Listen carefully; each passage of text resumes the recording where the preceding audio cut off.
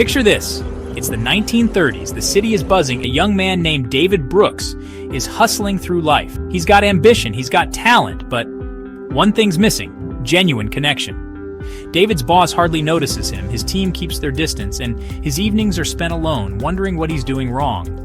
Frustrated and tired, one night he stumbles into a small, crowded community hall.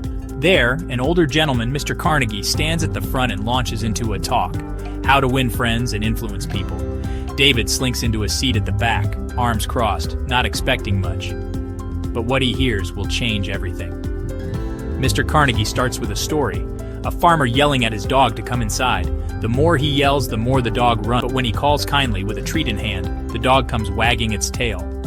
David sits up, intrigued. Lesson 1. Don't criticize, condemn, or complain. Criticism may feel good in the moment, but it puts people on the defensive. Instead, try honest appreciation. Even the toughest folks soften up when someone sees their effort in the defender. Lesson 2. Give honest, sincere appreciation. Not flattery, not sugarcoating, just noticing the real things people do well. And lesson 3, arouse in the other person an eager want.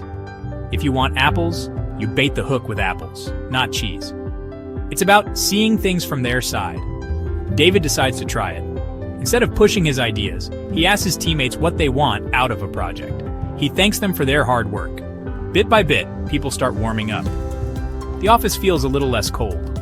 Still, he wants more. How do you turn acquaintances into real friends? Carnegie grins and gives him the secret formula. First, become genuinely interested in others. You don't need to be interesting, just be interested. Smile. It's simple, but it lights up a room.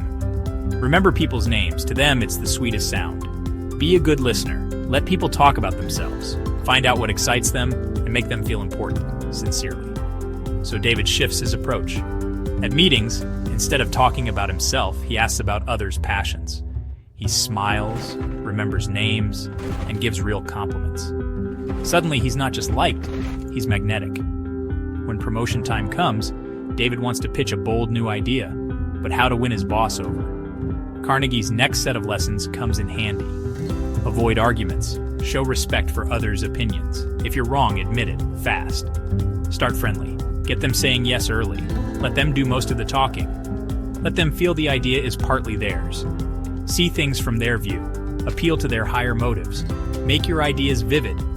David invites his boss to lunch, listens more than he talks, and ties his pitch to the boss's own vision. By the end, the boss is on board, and even feels like the idea was his own. Now, as a manager, David faces a new challenge: giving feedback without shutting people down.